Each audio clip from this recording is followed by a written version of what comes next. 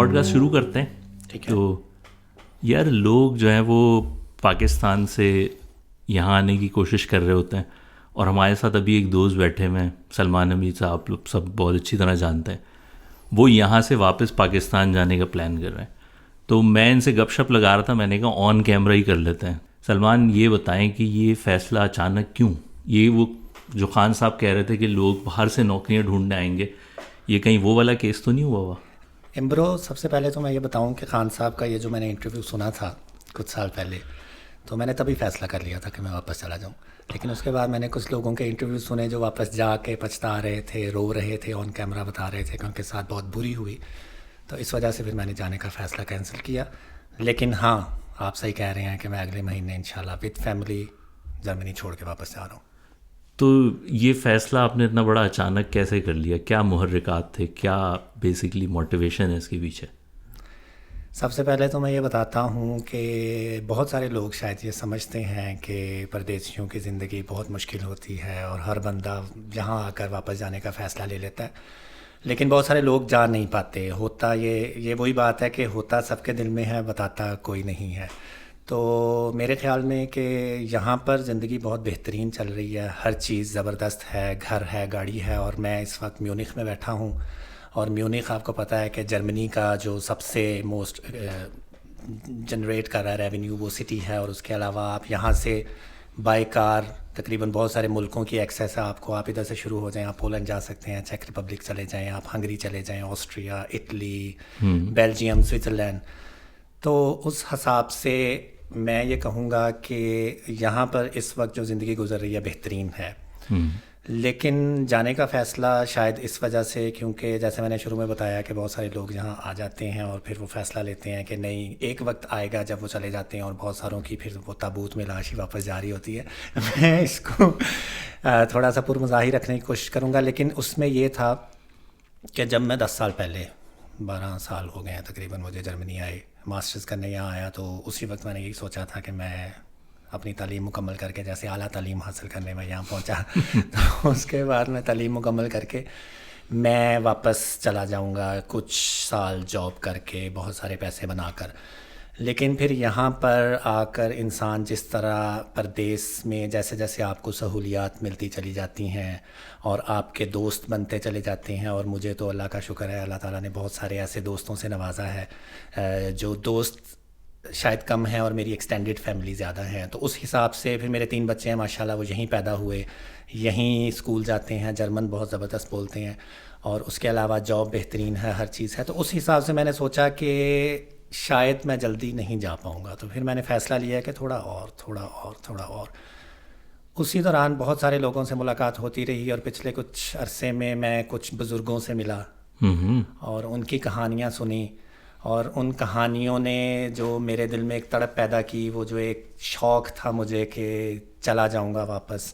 اور اس کے علاوہ پھر پچھلے سال ہم نے ایک تھیٹر کیا یہاں پر, اور اس تھیٹر کے بعد تھوڑا سا وہ لوگ جاننے لگے, پہچاننے لگے. پھر ہم نے ایک شارٹ فلم, آپ بھی اس شارٹ فلم میں تھے, آپ نے ڈائریکٹ کیا, آپ نے اس کو ویڈیوگراف کیا.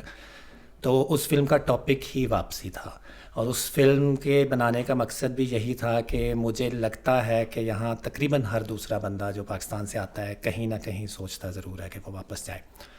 تو اسی وجہ سے پھر میں نے فائنلی ابھی اس سال فیصلہ کیا کہ میں واپس جاتا ہوں اور کوشش کرتا ہوں.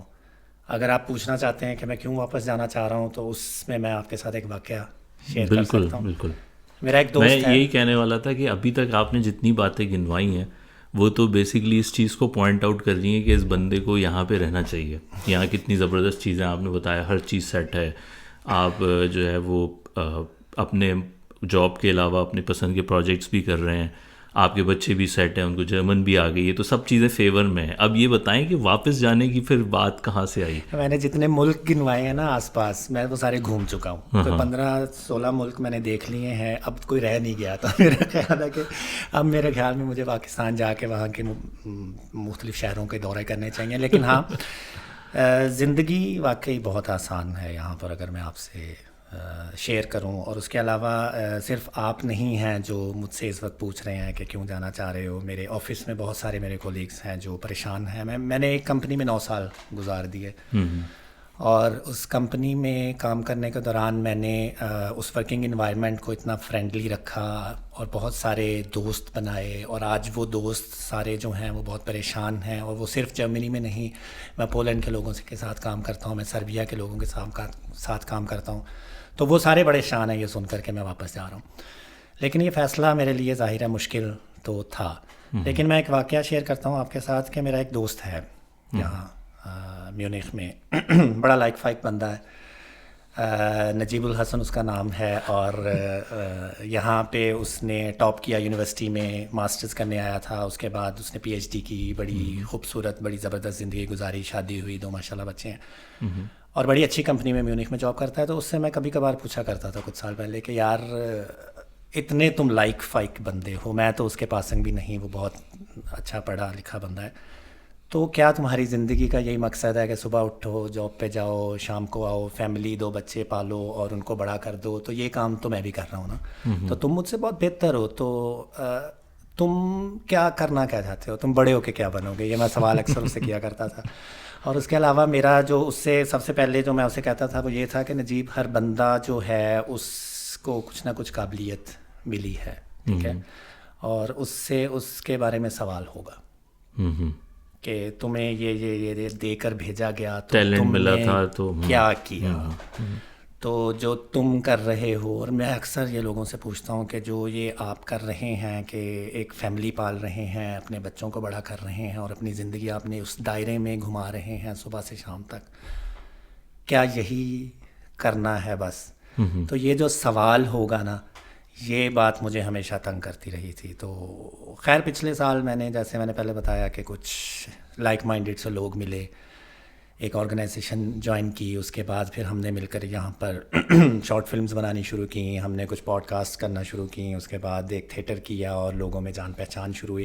پھر شاید یہ لگا کہ یہ وہی کام تھا جو میں بڑا ہو کے کرنا چاہتا تھا، لیکن پتہ نہیں، ابھی تک وہ کنفیوژن ہے۔ لیکن واپس شاید جانے کا فیصلہ یہ اس لیے بھی ہے کہ میرا تعلق ہے ننکانہ صاحب سے، ٹھیک ہے، چھوٹا سا شہر ہے پنجاب کا، لاہور اور فیصل آباد کی طرف جائیں تو اس پٹی سے، اور امبرو جو چھوٹے شہروں سے آنے والے لوگ ہوتے ہیں نا، جو لڑکے تو میں نہیں کہوں گا، میں اب لڑکا نہیں لگتا، لیکن میں میٹرک کے بعد لاہور آیا، گورنمنٹ کالج میں پڑھا، اس کے بعد میں فاسٹ میں گیا یونیورسٹی میں۔ تو اس وقت جب میں ننکانہ سے نکلا تھا نا، تو میرے بہت سارے خواب تھے، ٹھیک ہے، اور میرے خیال میں کہ چھوٹے شہروں کے جو لڑکے ہوتے ہیں نا، ان کے خواب بھی بڑے محدود ہوتے ہیں، ان کو بہت زیادہ آسمانوں پر اڑنے کا شوق نہیں ہوتا۔ پائلٹ خیر سبھی بننا چاہتے ہیں، کچھ جہاز بن جاتے ہیں، لیکن میرا جو ہمیشہ سے جو کچھ خواب تھے نا، وہ مجھے لگتا ہے کہ وہ شاید جتنے میں نے دیکھے تھے وہ پورے ہو گئے۔ مجھے ایک کسی خوبصورت شاعر نے کچھ اشعار لکھے ہیں، وہ میں آپ کو سناتا ہوں کہ ارشاد۔ یہ کیا کہ سورج پہ گھر بنانا اور اس پہ چھاؤں تلاش کرنا، ہو کیا بات ہے، یہ کیا کہ سورج پہ گھر بنانا اور اس پہ چھاؤں تلاش کرنا، کھڑے بھی ہونا تو دلدلوں میں پھر اپنے پاؤں تلاش کرنا، واہ واہ، نکل کے شہروں کو آ بھی جانا، چمکتے خوابوں کو ساتھ لے کر، بلند بالا عمارتوں میں پھر اپنے گاؤں تلاش کرنا۔ ہو تو میں اگر اس شعر کے حوالے سے بات کروں تو شاید ہم جیسے بہت سارے لوگ اگر بڑے بڑے شہروں میں بھی چلے جاتے ہیں نا، تو ہمیں ان بلند و بالا عمارتوں میں اپنے گاؤں ہی یاد آ رہے ہوتے ہیں، ہم سوچ رہے ہوتے ہیں کہ ہم کبھی وہاں واپس چلے جائیں گے۔ تو اس حوالے سے مجھے یہ لگتا ہے کہ شاید میں جو کرنا چاہتا ہوں، جو میری زندگی کے کچھ خواب تھے، وہ بس میں نے پورے کر لیے۔ اور بندہ کدھر چلا جائے؟ اب میں دیکھیں نا، یورپ آ گیا ہوں، ادھر آگے ناروے، یا ناروے سے آگے سمندر ہے، اب اس سے آگے بندہ کہاں جا سکتا ہے نا۔ تو بس وہ جتنا کچھ سوچ رکھا تھا وہ سب کچھ کر لیا، اچھی جاب، فیملی، بچے، گاڑی، گھر، ہر چیز، دوست۔ تو اب مجھے لگتا ہے کہ اب واپسی کا سفر شروع کیا جائے۔ اور آپ شاید پوچھیں گے کہ میں جو چاہتا ہوں میں یہاں کیوں نہیں کر سکتا؟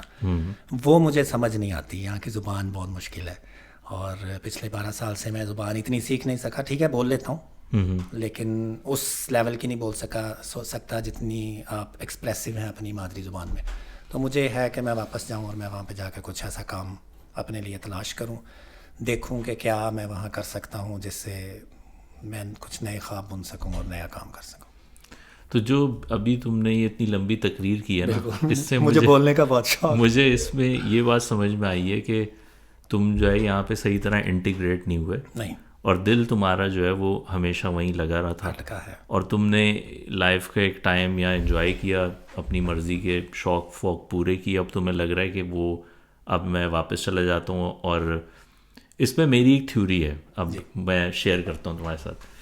مجھے لگتا ہے کہ جو ایکسپیٹریٹس ہوتے ہیں نا، انہوں نے اپنے ذہن کے اندر بیسکلی ایک فیری ٹیل بنائی ہوئی ہوتی ہے اپنے ملک کے متعلق، اور ہوتا یہ ہے کہ وہ یہ خواب بنا ہوا ہوتا ہے کہ وہاں جائیں گے تو وہ وقت جو ہم نے وہاں گزارا ہوتا ہے نا، بیسکلی ہم اس وقت کو مس کر رہے ہوتے ہیں. وہ جگہیں نہیں، وہ لوگ بھی نہیں، کیونکہ لوگ بھی موو آن کر چکے ہوتے ہیں، جگہیں تبدیل ہو چکی ہوتی ہیں.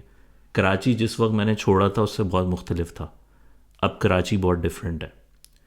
لوگ جو میرے بچپن کے دوست تھے وہ اپنی اپنی لائفز میں بہت زیادہ مشغول ہو چکے ہیں. So actually time has moved on. مجھے لگتا ہے کہ جو لوگ واپس جاتے ہیں نا، تو ان کو پہلا دھچکا یہ لگتا ہے کہ یار جیسے ہم نے چیزوں کو ایزیوم کیا تھا، اور جو فن ہم نے ایزیوم کیا تھا وہ یہاں پہ نہیں ہے. وہ کنیکشن جو وہ سمجھ رہے ہوتے ہیں نا کہ وہ مس کر رہے ہیں، تو وہ بیسکلی وہاں جا کے ان کو ملتا نہیں ہے.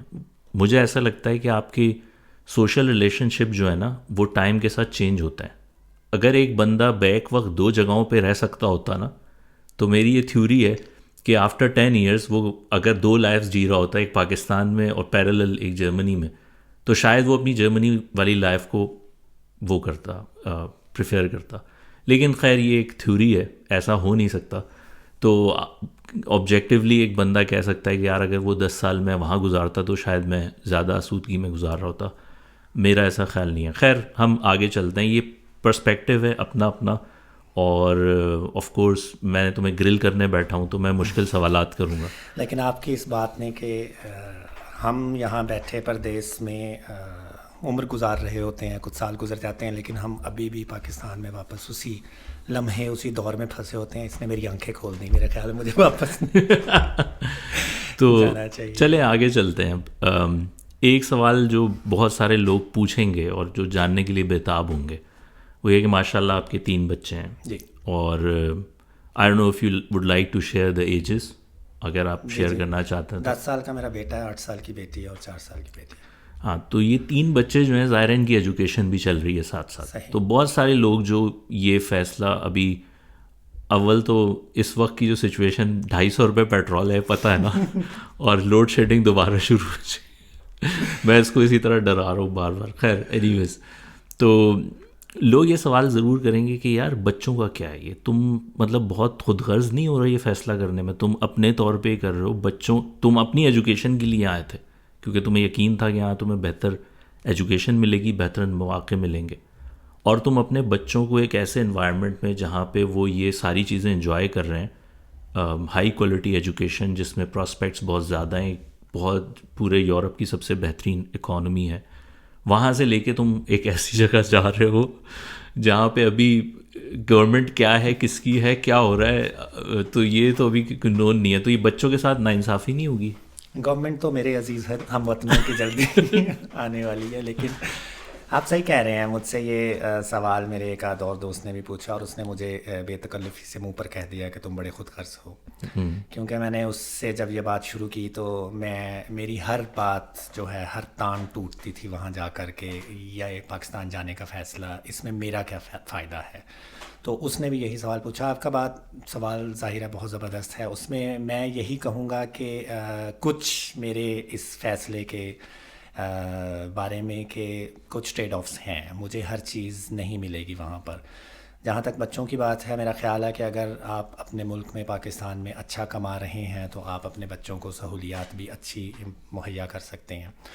جہاں تک کمانے کی بات ہے، بہت سارے لوگ یہ فیصلہ لینے سے پہلے سوچتے نہیں ہیں. حب الوطنی ہے، بہت ہے میرے اندر، لیکن اتنی نہیں ہے کہ میں بغیر نوکری کے، بغیر پیسے کے میں بس وہاں چلا جاؤں اور جا کر بیٹھ جاؤں اور میں کہوں کہ اب عمران خان مجھے پالے گا. اب خیر عمران خان ہے بھی نہیں، لیکن میرا خیال ہے کہ اگر آپ کے پاس اچھی آمدنی ہے وہاں پر تو اچھے سکول بھی وہاں پر موجود ہیں. انٹرنیشنل سکولز ہیں، میں بچوں کے لیے پتہ کر رہا ہوں. اور اس کے علاوہ جہاں تک سٹینڈرڈ آف لیونگ کی بات ہے، ظاہری سی بات ہے بچے یہاں پر بہت مزے میں ہیں، گھر سے باہر جب بھی دل کرتا ہے نکل جاتے ہیں. فٹ بال کلب میں میرا بیٹا جا رہا ہوتا ہے, جوئتسو کراٹے کی ایک قسم ہے وہ جاتے ہیں. اس کے علاوہ جمناسٹک جا رہی ہیں بیٹی میری, اور اس کے علاوہ بہت ساری ایسی چیزیں ہیں جہاں پر ہمیں گھر بیٹھوں کو فکر نہیں ہوتی کہ بچے گھر سے خود ہی نیچے اتر کر قریب کسی بھی پلے گراؤنڈ میں چلے جاتے ہیں دوستوں کے ساتھ آنا جانا. سائیکل چلانا یہاں پر بہت عام ہے, سارے بچے ماشاءاللہ اپنے اپنے سائیکلز لے کے نکل جاتے ہیں.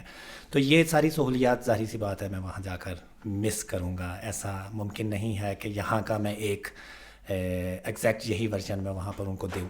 لیکن اس کے علاوہ بچوں کے لیے جو میں سوچتا ہوں ایجوکیشن, مجھے لگتا ہے وہاں پر اچھی ایجوکیشن اگر آپ پیسے اچھے خرچ رہے ہیں تو آپ کو مہیا ہو سکتی ہے. شاید اس اسٹینڈرڈ کی نہیں جو یہاں پر ہے, لیکن یہاں پر بیٹا میرا جو ہے وہ ابھی 5th کلاس میں جائے گا, اور اس کو تھوڑا سا تھا کہ وہ جس اسکول میں جا رہا ہے وہ جہاں یہاں کا ٹاپ کا اسکول ہے, گمنازیم کہتے ہیں اسے, اور وہ اس کو تھوڑا سا تھا کہ میں اگر پاکستان جانے سے پہلے اس اسکول میں چلا جاتا تو میرے لیے شاید یہ ایک اچھا تجربہ ہوتا. لیکن اس کو میں نے سمجھایا کہ پاکستان میں بھی اچھے اسکول ہیں. اب مجھے نہیں پتا کہ اس میں جھوٹ کتنا ہے, لیکن سنا میں نے یہی ہے کہ آپ جتنا پیسہ خرچتے جائیں وہاں پر اچھے سے اچھا اسکول آپ کو ملتا جائے گا. میں ان والدین میں سے ہرگز نہیں ہوں, یا میں وہ ابا ہرگز نہیں ہوں جو اپنے بچوں کو یہ کہے کہ میں بھی 10 میل سائیکل چلا کر جایا کرتا تھا اور میں نے ایک چھوٹے سے شہر سے پڑھ کر دیکھو جرمنی پہنچ گیا تو تم بھی پہنچ جاؤ گے.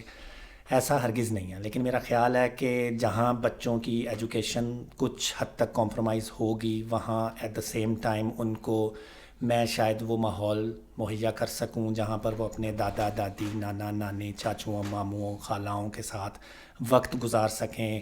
صبح اٹھتے ہیں ہمارا چہرہ دیکھتے ہیں, شام کو آتے ہیں ہمارا چہرہ دیکھتے ہیں, اور پھر کبھی کبھی اتنا تھک جاتے ہیں کہ پھر وہ ٹی وی کی طرف لگ جاتے ہیں. تو شاید مجھے یہ زیادہ میرے لیے ضروری ہے کہ ان کو وہ رشتوں کی سمجھ آئے, وہ ان رشتوں سے بھی واقف ہوں جو رشتے ہم نے اپنے بڑے ہوتے ہوتے لڑکپن سے بچپن سے جوانی تک دیکھے.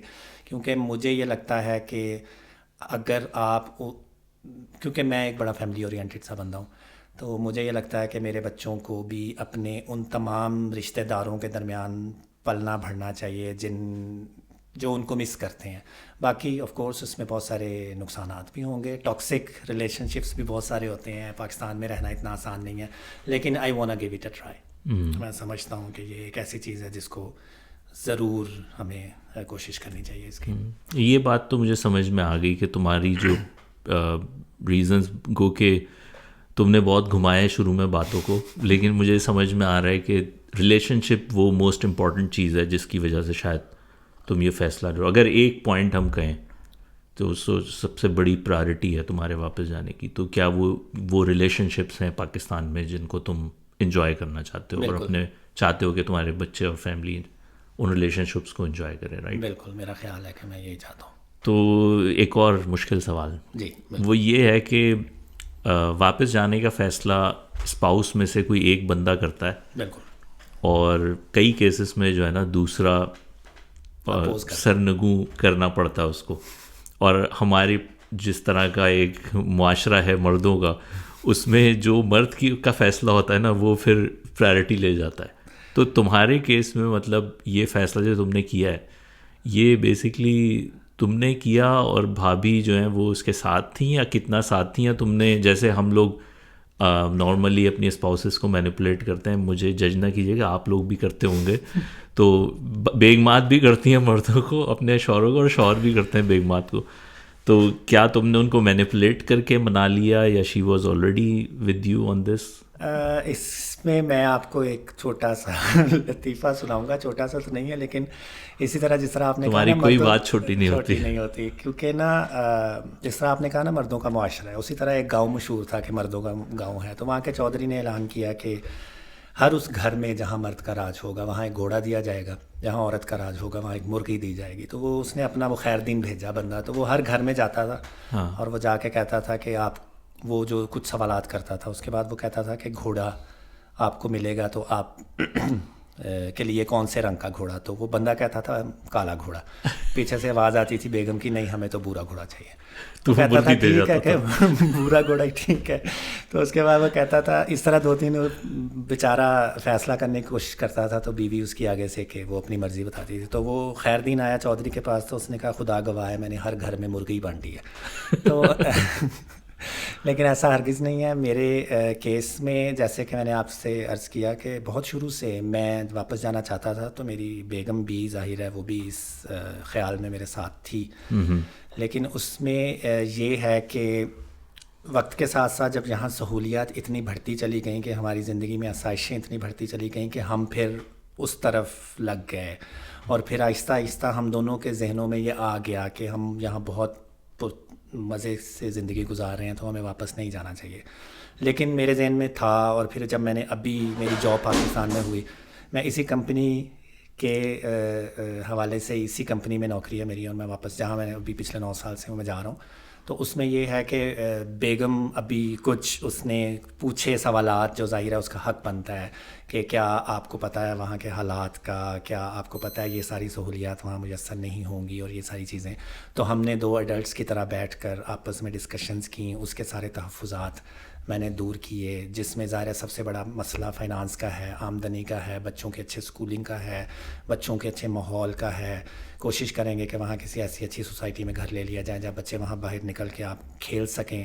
تو اس طرح کے جب اس کے تحفظات دور ہوئے تو پھر اس کے بعد ہم نے فیصلہ لیا کہ بالکل ہمیں چلے جانا. تو اس کا مطلب ہے کہ بھابھی کو ایز سچ کوئی ایشو نہیں تھا, بٹ ان کی کچھ سارٹ آف ڈیمانڈس تھی جس کی وجہ سے وہ کہہ رہی تھی کہ یہ پہلے سالو ہو جائیں تو پھر مجھے کوئی اعتراض نہیں ہے بیسکلی. مطلب سالو ہو جائیں, ظاہر ہے ایسے نہیں کہ فوراً سالو ہو جائیں, لیکن اس کو تھا کہ کیا آپ کو یہ سب پتہ ہے, تو ظاہر ہے وہ مجھے اندازہ تھا.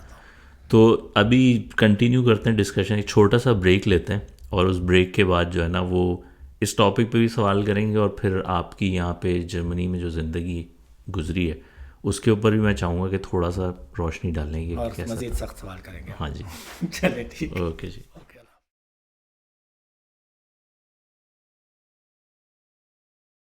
اچھا, ویلکم بیک. اور مشکل سوالوں پہ جانے سے پہلے میں چاہ رہا تھا کہ تھوڑا سا لائٹ موڈ پہ آ جائیں. اور سلمان, تمہیں پتہ ہے کہ شاعری کا بھی شوق ہے اور تم خود لکھتے بھی ہو, تو میں چاہوں گا کہ اپنا کوئی زبردست سا کلام ہمارے لسنرز کے ساتھ شیئر کرو. زبردست ایسا سنانا کہ پھر اس کے بعد نا وہ انسٹاگرام پہ لوگ لگاتے ہیں نا گونجدار آواز کر کے, وہ تمہاری ریلیں چلتی رہیں. پھر گونجدار آواز تو میں کہیں سے لا نہیں سکتا جیسی ہے, وہ لوگ ڈال دیتے ہیں, تم ذرا بھاری آواز میں. اچھا, زبردست کی بھی کوئی گارنٹی نہیں ہے, لیکن ہاں آپ کی بات ٹھیک ہے, میں لکھتا رہا ہوں. تو کچھ پرانی ایک غزل ہے, اس کے اشعار سنا دیتا ہوں کہ تو گیا تو اس دل میں درد نے جگہ لے لی. ہاں ہاں ہاں, تو گیا تو اس دل میں درد نے جگہ لے لی. واہ. میرے گھر کے آنگن میں گرد نے جگہ لے لی. اور دہر اور تیری محفل ایک ہی طرح کے ہیں, میرے اٹھتے ہی ایک اور فرد نے جگہ لے لی. واہ, کیا بات ہے, کیا بات ہے. دہر اور تیری محفل ایک ہی طرح کے ہیں, میں اس محفل کی بات کر رہا ہوں کہ میرے اٹھتے ہی کسی اور فرد نے جگہ لے لی. اور وحشتوں کا موسم تو ٹھہر سا گیا ہے اب, سبز رنگ اڑتے ہی زرد نے جگہ لے لی. واہ, کیا بات. تو یہ شاید میپ کر رہا ہے اس ٹاپک پہ, اس موضوع پہ کہ میں نے چلے جانا. لیکن خیر, میں اتنی غمگین شاعری لکھتا ہوں, میں اصل میں اتنا غمگین ہوں نہیں. کوئی اور کلام نظر ہو آپ کا, کوئی اور. میں برلن گیا تھا, وہاں پہ ایک عدد مشاعرہ ہوا تھا. برلن میں کچھ احباب ہیں, وہ ایک انجمن چلاتے ہیں, اور انہوں نے ایک مشاعرے میں دعوت دی, اور پھر وہاں جا کے مجھے اتفاق ہوا مشاعرے میں شعر سنانے کا. تو وہاں پہ میں نے ایک غزل سنائی تھی کہ اہل اظہار نہیں چاہنے والے مجھ کو, کس کے ہونٹوں سے گروں کون سنبھالے مجھ کو. ہاں ہاں ہاں, کیا بات ہے. تیرگی شب کی میری روح میں اتری ایسے, کاٹ کھانے کو لپکتے ہیں اجالے مجھ کو. واہ. اور ہوں زمیں بوس مگر خود کو گھسیٹے جاؤں, ہوں زمیں بوس مگر خود کو گھسیٹے جاؤں. واہ. چلنے دیتے ہی نہیں پاؤں کے چھالے مجھ کو. واہ, کیا بات ہے. اور وہ جو پلٹا ہے ابھی چیزیں سبھی لوٹا کر, وہ جو پلٹا ہے چیزیں سبھی لوٹا کر, اسے کہہ دو کہ رگو پیسے نکالے مجھ کو. واہ واہ واہ, یہ تو مقرر, یہ مقرر, ایک بار اور. وہ جو پلٹا ہے ابھی چیزیں سبھی لوٹا کر, اسے کہہ دو کہ رگو پیسے نکالے مجھ کو. رگو پیسے نکالے مجھ کو, یہ تو چیلنج تو یہ ہوا نا. رات مسجد میں کیے یاد تیری سے شکوے. واہ. رات مسجد سے میں کیے یاد تیری سے شکوے, اب تو ہونے دے میرے رب کے حوالے مجھ کو. واہ, کیا بات. اور منسلک ہوں مگر ایک عارضی مدت کے لیے, منسلک ہوں، مگر ایک عارضی مدت کے لیے جانے کس وقت وہ آنکھوں سے گرا لے مجھ کو. واہ کیا بات ہے، کیا بات ہے. اور آخری شعر مقطع ہے کہ مجھ کو مل جائیں میرے گمشدہ الفاظ اگر پھر سے چاہیں گے میرے چاہنے والے. واہ واہ، بہترین بہترین. یہ جو آپ نے آخری شعر سنایا نا، اس نے تو مطلب زبردست. تو یہ مجھے پتہ چلا تھا کہ یہاں پر کوئی کتاب بھی شائع ہوئی ہے جرمنی میں جس میں آپ کے افسانے بھی شامل. اس کی کچھ رویداد سنائیں کہ یہ کیا سٹوری تھی؟ ہوا کچھ یوں تھا کہ میں پورا کچھ بھی نہیں ہوں. شاعری شروع کی، بیچ میں کہیں اٹک کے رہ گیا. ایک کتاب چھپوائی پاکستان میں 2010 میں. اس کے بعد یہاں جب آیا تو 3-4 سال ادب سے سلسلہ منقطع رہا. کچھ لکھ نہیں پایا، نہ کوئی شعر نہ کوئی نثر. تو کیونکہ یہاں سب سے بڑی جو مجھے چیز میں مس کرتا ہوں وہ ہے ادبی ایک تعلق لوگوں کے ساتھ. شعراء بیٹھے ہوتے ہیں، ادبا بیٹھے ہوتے ہیں، لوگ جہاں پر آپ ان سے سیکھ رہے ہوتے ہیں، وہ یہاں پہ نہیں ملتا. میں نے افسانے لکھنے شروع کیے 2015 میں. میں نے ایک افسانہ لکھا اور پھر یہاں کے کچھ لوگ ہیں، جیسے میں نے پہلے بتایا برلن میں ایک انجمن کام کرتی ہے، تو ان سے رابطہ ہوا اور پھر ان کو پتہ چلا کہ میں لکھتا ہوں. خیر میں بہت زیادہ نہیں لکھے ہوئے افسانے، کوئی 8-10 لکھے ہوں گے اب تک. تو برلن کے ایک صاحب ہیں انور ظہیر رہبر صاحب، بزم اردو انجمن ہے وہاں پر کوئی، وہاں ان کے وہ صدر بھی ہیں. اور انہوں نے فیصلہ کیا کہ جرمنی میں جتنے بھی افسانہ نگار ہیں ان سب کو جمع کر کے ایک کتاب شائع کی جائے. اس کتاب کا نام انہوں نے رکھا رنگ برق، جس میں جرمنی کے تمام افسانہ نگار جو ان کے مطابق اچھے افسانہ نگار ہیں. تو میری خوش قسمتی کہ انہوں نے مجھ سے رابطہ کیا اور 11 افسانہ نگار ہیں جرمنی کے مختلف شہروں سے. تو کل 22 افسانے ان کے اس کتاب میں شائع ہوئے ہیں، تو 2 میرے بھی افسانے ہیں. تو میں گیا تھا برلن. انہوں نے تقریب ایک رونمائی منعقد کی اور وہاں پہ انہوں نے بلایا اور پھر انہوں نے مجھے اسٹیج پر بٹھایا. اور یہ میرے لیے بڑی عزت کی بات تھی کیونکہ میرے ساتھ جتنے بھی افسانہ نگار بیٹھے تھے وہ تمام جو ہے وہ بزرگ حضرات تھے اور میں اکیلا ہی. خیر اب تو لگتا تو میں بھی بزرگ ہی ہوں، لیکن ان سے میں شاید کچھ کم عمر تھا. اور پھر وہیں پہ اسی بزم میں، اسی انجمن میں مجھے شاعری بھی سنانے کا اتفاق ہوا کیونکہ وہ ایک مشاعرہ بھی تھا. تو وہ کتاب میں پھر لے کر آیا اور پھر مجھے بڑا اچھا لگا اور وہ کتاب میں اپنے ساتھ پاکستان بھی لے کے جا رہا ہوں. تو یہ دیکھو نا، اب یہاں پر تم اس طرح کے ایونٹس میں انوالو تھے، لوگ تمہیں جاننے لگ گئے. اب ایک ایشو یہ بھی ہوتا ہے، جیسے آپ ایک چھوٹی کمپنی سے ایک بڑی کمپنی میں جاتے ہیں نا، you suddenly become from somebody to nobody, کیونکہ وہاں اتنے لوگ ہوتے ہیں، اتنی ہیرارکی ہوتی ہے، سی او تک کا آپ کا رابطہ ہی نہیں ہو پاتا. اب یہاں کے ادبی سین میں، یہاں کے کیا کہنا چاہیے، وہ جو فنون لطیفہ سے ریلیٹڈ جو جرمنی میں کام ہو رہا ہے، اس سین میں تم بہت ان ہوتے جا رہے ہو آہستہ آہستہ. تم ٹی ایم ڈی کے ساتھ کچھ شوز کر رہے ہو، تم نے ان پروڈکشنز کے ساتھ ہمارے چینل پہ، میں اپنا چورن بھی بیچ دوں ذرا، ہمارے ساتھ بھی کام کیا، ہمارے ساتھ بھی منسلک ہو. نوٹنکی کا تم حصہ رہے اور آگے ظاہر ہے کہ یو آر ڈی کا حصہ رہے. اردو ریڈیو ڈویچ لینڈ کے لیے تم نے پلیز بھی لکھے، وہ right and act first short film Urdu زبان واپسی وہ لکھی. تو اب یار عجیب سا نہیں لگے گا then you will become from somebody to nobody? اس کو کیسے کوپ اپ کرو گے؟ یہ سوچا ہے تم نے وہاں جا کے؟ جہاں تو ابھی لوگ ملتے ہیں مسجد میں، لوگ پہچان رہے ہوتے ہیں، ٹھیک ہے وہاں بھی رشتہ دار وغیرہ اس کو جانتے ہوں گے، لیکن یہ کہ وہ جو ایک پاپولیرٹی کا ایک لیول اچیو کیا ہے وہ وہاں پہ مس نہیں کرو گے اس کو؟ یا پھر تمہیں لگتا ہے کہ تم وہاں جا کے وہ خلیل الرحمان قمر بن جاؤ گے؟ نہیں، خلیل الرحمان قمر مجھے اس لیے نہیں بننا کیونکہ اس کی اتنی عزت نہیں ہے وہاں پر، خاص طور پہ خواتین میں. اور اچھا، خواتین میں پاپولر ہونا چاہتا ہوں، خواتین میں پاپولر ہونا چاہتا ہوں. اور دوسری بات یہ کہ جیسے آپ نے کہا کہ مجھے یہاں لوگ جاننا شروع ہو گئے ہیں اور میں نہیں چاہتا کہ مجھے لوگ اچھی طرح جان جائے، کیونکہ جہاں مجھے لوگ جاتے ہیں پھر میں اس شہر سے نکل کے دوسرے شہر میں جانے کی کوشش کرتا ہوں. یہ بات آپ کی ٹھیک ہے کہ یہاں پر میں اس وقت پچھلے سال جب میں نے تھیٹر کیا اور اس کے بعد بہت ساری چیزیں جو آپ نے مینشن کی، وہ ساری چیزیں مل کر اب میں اس سطح پر پہنچ گیا تھا کہ لوگ مجھے پہچانتے ہیں اور مجھے مزہ بھی آنے لگا اور میں نے بہت ساری چیزیں کی. اس کو آپ اس طرح کہہ لیں کہ مجھے پچھلی دفعہ میں یہاں پر ایک ایونٹ ہوا، اس میں گیا تو وہاں ایک خاتون ملی اور انہوں نے مجھ سے ایک بڑی چبھتا ہوا ایک سوال کیا. انہوں نے کہا کہ دیکھیں پاکستان میں تو آپ جیسے بہت سارے رائٹر ہوں گے, یہاں ہمارے پاس صرف آپ ہیں. تو مجھے بڑا اچھا لگا کہ ہوں گے یہاں بھی بہت اچھے اچھے رائٹر ہوں گے, لیکن شاید ان کو میں ہی نظر آیا. تو آپ کیوں جا رہے ہیں چھوڑ کے, وہاں تو بہت سارے ہیں آپ جیسے. تو پھر میں اس کا کوئی خاص جواب دے نہیں سکا اس وقت, لیکن ہاں مشکل ہوگا میرے لیے میں وہاں جا کر. اور لیکن جہاں تک میں آپ کو اپنے دل کی بات بتاتا چلوں کہ یہ میری پریفرنس نہیں ہے, میری ترجیحات میں سے نہیں ہے کہ میں وہاں جا کر فلم انڈسٹری, ڈرامہ انڈسٹری میں لکھنا شروع کروں. جیسے ابھی ہم نے ریسنٹلی آپ کے ساتھ ہی پروڈکشن کے ساتھ مل کے مسیحا فلم بنائی, تو اس میں لکھی تو خیر میں نے ہی, لیکن اس کے بعد میں نے کہا کیونکہ میں پاکستان واپس جا رہا ہوں اور پتہ نہیں وہاں جا کے موقع ملے کہ نہیں, تو میں بطور اداکار بھی اس میں گھس گیا. تو اداکاری میری بیگم کے علاوہ بہت سارے لوگوں نے سراہی. تو اس میں میں یہ چاہتا تھا کہ میں اداکاری بھی کروں, میں ڈائریکشن بھی کروں, میں لکھوں بھی. پاکستان میں یونیورسٹی کے دور میں میں بہت سارے اسکٹس کرتا رہا, تھیٹر کرتا رہا. تو مشکل ہوگا وہاں پر, آسان نہیں ہے. لیکن یہ میری ترجیحات میں سے نہیں ہے کہ میں وہاں جاتے ہی سب سے پہلے یہ چیز مس کرنا شروع کر دوں گا کہ اچھا وہاں تو مجھے 4 لوگ جانتے تھے, یہاں نہیں جانتے. لیکن ہاں شاید کچھ عرصے بعد یہ چیز مجھے تنگ کرے اور میں وہاں بھی ان ساری ایکسٹرا کریکولر ایکٹیویٹیز میں گھسنے کی کوشش کروں. میرا ماننا ہے کہ اگر آپ اچھا کام کرتے ہیں تو آپ کہیں بھی اپنی جگہ بنا لیتے ہیں, آپ کو وقت لگتا ہے. اور میرے جو کچھ دوست احباب ہیں وہ مجھے انہوں نے سر پہ چڑھایا ہوا ہے یہ کہہ کہہ کے کہ ہاں تم اچھا لکھتے بھی ہو. اور میرا خیال ہے کہ میں اگر لکھتا رہا وہاں, مجھے یہ سب سے زیادہ جو فائدہ نظر آتا ہے جا کر وہ یہ ہے کہ میں شاید ان لوگوں کی صحبت میں, ادیبوں کی صحبت میں بیٹھوں, شعراء کی صحبت میں بیٹھوں, اساتذہ ملے مجھے.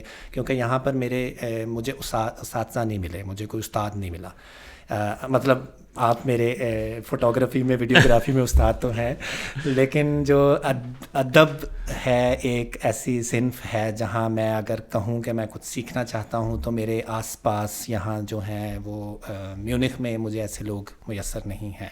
برلن میں لوگ ہیں, میں چاہتا تو میں ان سے بہت کچھ سیکھ سکتا, لیکن وہ بہت دور ہے اور میری ان سے ملاقات نہیں رہی. تو شاید پاکستان جا کے میں اپنی اس صلاحیت کو مزید نکھار سکوں. میں بیٹھا کروں انارکلی میں, چائے کا دور چلے, کچھ شعراء بیٹھے ہوں, پیچھے نور جہاں کے گانے چل رہے ہوں, اور اس کے بعد شاعری چل رہی ہو, ان کی اچھی اچھی باتیں سنو. تو شاید اس وقت مجھے لگے کہ یہ وہ وقت ہے جو میں مس کرتا رہا ہوں. اور میں پچھلے دنوں اپنے استاد سے میری بات ہوئی, جو میرے شاعری کے استاد پاکستان میں رہے ہیں. 2010 میں ان کے پاس رات 11 بجے سے 2-3 بجے تک انارکلی لاہور بیٹھا کرتا تھا. تو انہوں نے مجھے کہا کہ سلمان تم چلے گئے لیکن وہ محفلیں آج بھی زندہ ہیں. تو میں شاید آپ کی وہ جو پہلے والی بات کہ میں اس دور کو مس کرتا ہوں, تو وہ دور ابھی بھی کہیں کہیں کچھ لوگ اس دور کو زندہ رکھے ہوئے ہیں. تو شاید میں وہاں جا کر اپنی محنت کرنی پڑے گی, جگہ بنانی پڑے گی, آسان نہیں ہوگا. باقی اگر نہیں تو پھر واپس آ کے یہاں تو کچھ لوگ ہیں جو جانتے ہیں, تو یہاں پھر وہی جہاں سے سلسلہ ٹوٹا تھا وہیں سے شروع کر دیں گے. یہ سن کے مجھے بڑی خوشی ہوئی کہ تم اس کے لیے کم سے کم اوپن ہو کہ اگر بات نہیں جمی تو ایسا نہیں کہ ساری کشتیاں جلا دی ہیں. تو ایک سوال جو ظاہر لوگوں کے ذہن میں آ رہا ہوگا, تم چاہو تو اس کا جواب مختصراً دے سکتے ہو کیونکہ یہ بڑی پرسنل ڈیٹیل ہے. لوگ یہ سوچ رہے ہوں گے تم جانے کا پروگرام کر رہے ہو, تو تم نے فائنینسز کا کیا سوچا ہے, تمہاری جاب ہو گئی ہے وہاں یا تم کوئی بزنس کرنا چاہ رہے ہو, تو اس کے بارے میں تھوڑا سا بتا دو. بزنس مین تو میں ہمیشہ سے بننا چاہتا تھا, لیکن مجھے نہیں لگتا کہ میں بن پاؤں گا. لیکن ابھی میں فی الوقت جو جا رہا ہوں وہ میری جاب ہے. میں جس کمپنی کے ساتھ یہاں پچھلے 9 سال سے منسلک ہوں, اسی کمپنی کی طرف سے ہی میں پاکستان میں ریموٹ کام کروں گا, ہوم آفس.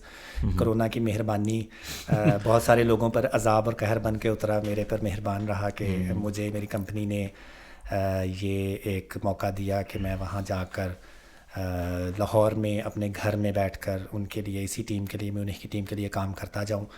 اور اس لیے فائنانسز کا مجھے ایشو نہیں ہے. پلس میرے لانگ ٹرم پلانز اگر بنے یا چلے تو وہ یہی ہیں کہ میں شاید وہاں کوئی اپنا ساتھ کاروبار بھی شروع کرنے کی کوشش کروں. اب ایک اور چپتا ہوا سوال ہے. جی. جب بجلی جائے گی تو کیا کرو گے؟ دیکھیں بجلی جائیں گی تو میں چھت پر کوئی کتاب لے کر بیٹھوں گا اور موم بتی کی روشنی میں. اور پھر جب ڈینگی والے مچھر آئیں گے تو کیا کرو گے؟ دیکھیں اب آپ مجھے کنفیوز کر رہے ہیں. کیونکہ میرا ٹارگٹ یہ ہے کہ اس پوڈ کاسٹ کے اختتام پہ تم مجھے آف لائن یہ کہو کہ عمران میں نے اپنا فیصلہ کینسل کر دیا اور میں ٹکٹیں کینسل کرا. مچھر کی بات پر مجھے یاد آیا کہ ابھی پچھلے دنوں ایک ایسا جو لیونگ روم اس میں ایک مچھر گھس آیا ہمارے گھر میں نا, اور میری بیگم اور تینوں بچے ماشاءاللہ اس مچھر کے پیچھے بھاگتے رہے جب تک اسے مار نہیں دیا, انہوں نے دم نہیں لیا.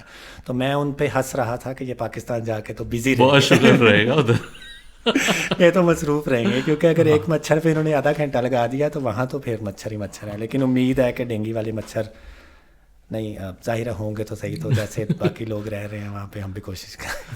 تو میرا خیال ہے ایک سوال اور جو لوگ سوچ رہے ہوں گے کہ تم جب یہ اس چیز کے اوپر تم جب یہ اس چیز پہ رائیو ہونے لگے تھے اس ڈیسیجن پہ کہ مجھے اب واپس چلے جانا ہے, تمہارا تھاٹ پروسیس کیا تھا؟ تم نے کن چیزوں کو پہلے ٹیکل کیا, کن تحفظات کو کیسے دور کیا؟ وہ ٹاپ 3 پوائنٹس کہہ لو کہ لوگوں کی نالج کے لیے کہ اگر وہ بھی اس بارے میں سوچ رہے ہیں تو وہ کیسے اپنے تھاٹ پروسیس کو لے ڈاؤن کریں کہ یار اس چیز کی ٹیک کیئر کرو, اس کی کرو and then you can try this out. Of course ہم چند مہینے بعد ایسی کوئی پوڈ کاسٹ دوبارہ پلان کریں گے اور دیکھیں گے کہ اس وقت کیا سچویشن ہے, لیکن ابھی کے لیے تم نے کیسے اس کو پلان کیا؟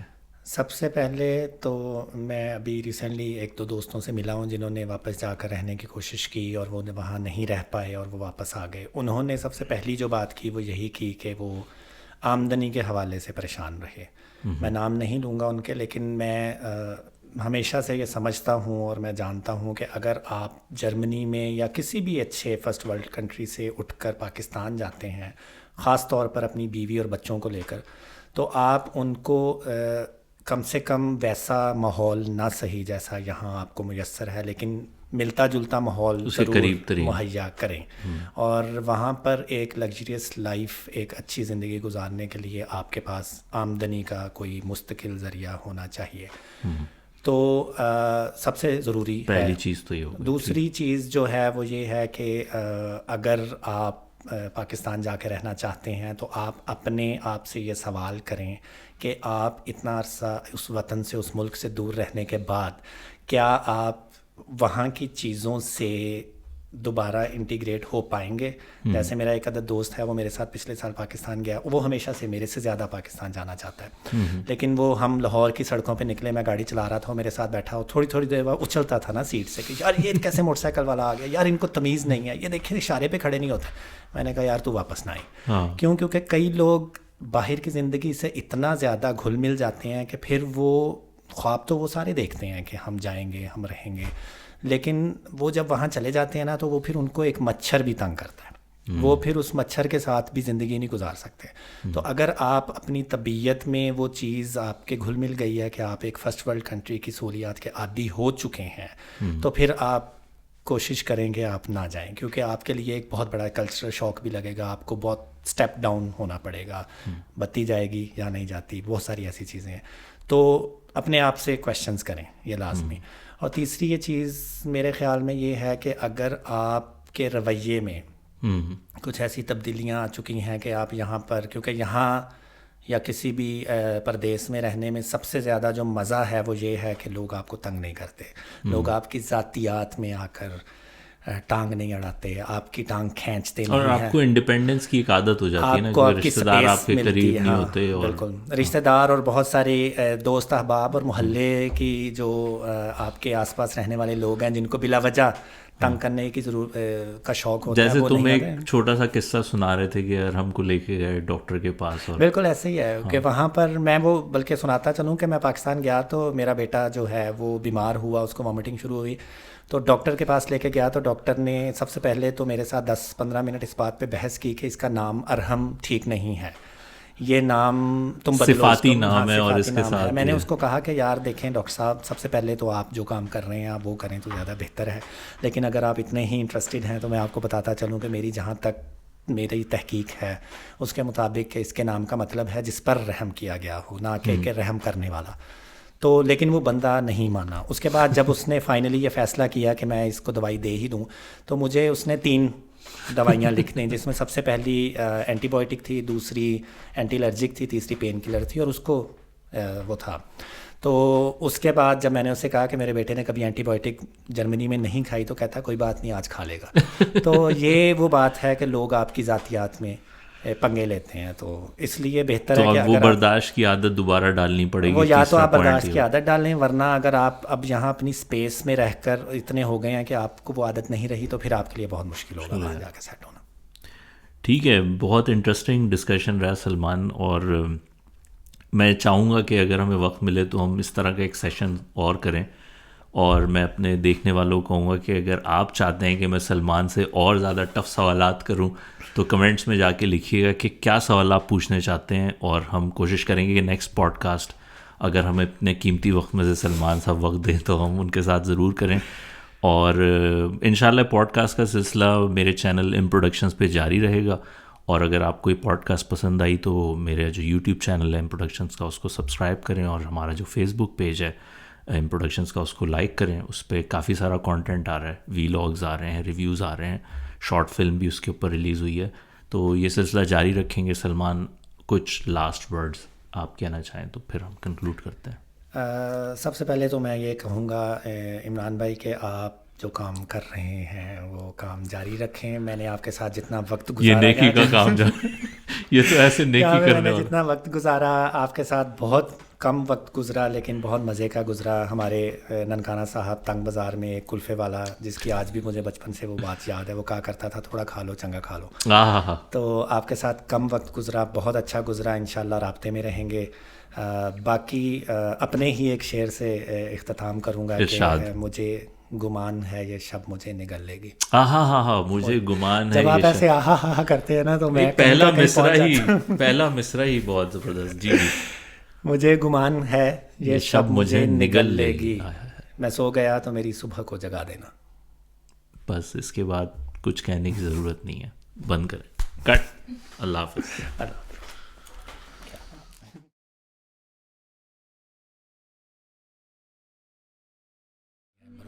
میرا خیال ہے کہ کچھ سیکنڈ ہم ریسٹ کرتے ہیں, کپ آپس میں ٹکراتے ہیں, چیئرز کرتے ہیں. اس میں تو سانس لینے کی آواز بھی بہت ڈیپ آ رہی ہے. یہ مطلب رومانٹک سی پوڈ کاسٹ نہ ہو جائے. مجھے لگ رہا ہے اس پوڈ کاسٹ کے اختتام پہ تم یہ فیصلہ نہ کر لو کہ اب میں واپس نہیں جاؤں گا, میں پنجاب نہیں جاؤں گی. میں پنجاب نہیں جاؤں گی, لیکن امبرو میرا یہ جو کپ ہے یہ بھی بہت زیادہ رنگین کپ ہے. نہیں, میں تو چوز کر کے لایا ہوں کہ ایک کالا اور ایک کتھئی, دونوں میں ایک مماثلت اور ایک ملتا جلتا ہونے کا احساس جیسا ہم دونوں کی شخصیت میں ہے. تو لیکن برو آپ کی آنکھوں کی تپش مجھے کنفیوز کر رہے. ٹائمر سٹارٹ کر دو. اچھا ٹائمر سٹارٹ کر دو.